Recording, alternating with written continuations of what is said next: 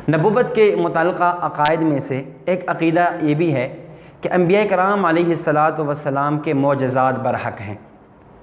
اللہ رب العزت ہر نبی کو اس کی نبوت پر کوئی نہ کوئی دلیل دیتے ہیں، جسے معجزہ بھی کہا جاتا ہے۔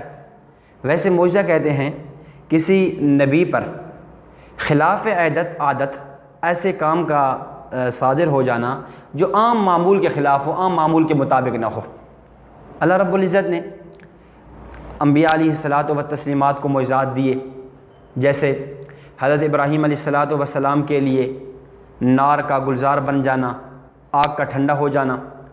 حضرت صالح علیہ الصلاۃ والسلام کی قوم نے جب معجزہ مانگا تو پہاڑ کی چٹان پھٹی، گابن اونٹی نکلی اور نکلتے اس نے بچہ جنم دیا۔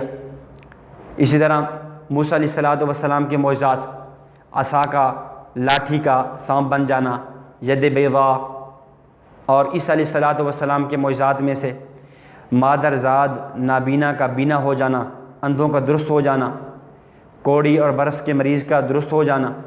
یہ مختلف انبیاء کو مختلف اوقات کے اندر اللہ رب العزت نے معجزات دیے۔ اسی طرح نبی الانبیاء، امام الاولین، سید الاولین والمرسلین حضرت محمد رسول اللہ صلی اللہ علیہ وسلم کو بھی کئی معجزات دیے۔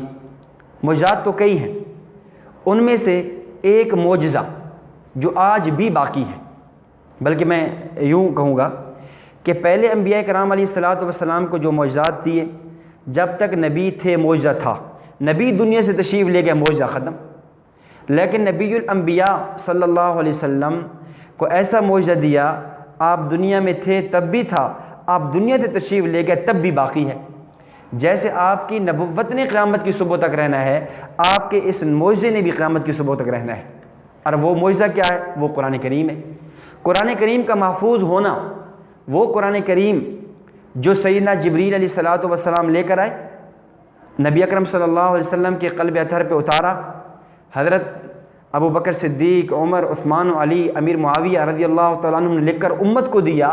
جو قرآن جبریل علیہ السلام لے کر آئے اور حضرات صحابہ نے دیا، آج تک بلکہ قیامت کی صبح تک وہ ایسا رہے گا، اس کے اندر ایک زبر، زیر اور پیش کی غلطی نہیں ہو سکتی۔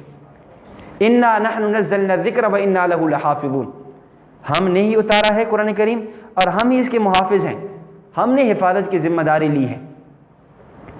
ہو کیوں نہ اسلام ممتاز دنیا بھر کے دینوں میں، ہو کیوں نہ اسلام ممتاز دنیا بھر کے دینوں میں، وہاں مذہب ہے کتابوں میں، یہاں مذہب ہے سینوں میں۔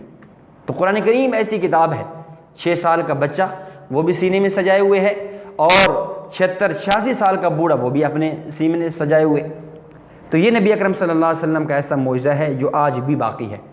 تو نبوت کے معجزات پر بھی ایمان لانا اور یہ عقیدہ رکھنا کہ انبیاء کرام علیہ الصلاۃ والسلام کو اللہ نے معجزات دیے ہیں، مختلف انبیاء کو مختلف معجزات دیے، آپ علیہ الصلاۃ والسلام کو بھی معجزات دیے، اور ان میں سے ایک اہم معجزہ قرآن کریم ہے۔ دیگر اور بھی کئی معجزات ہیں۔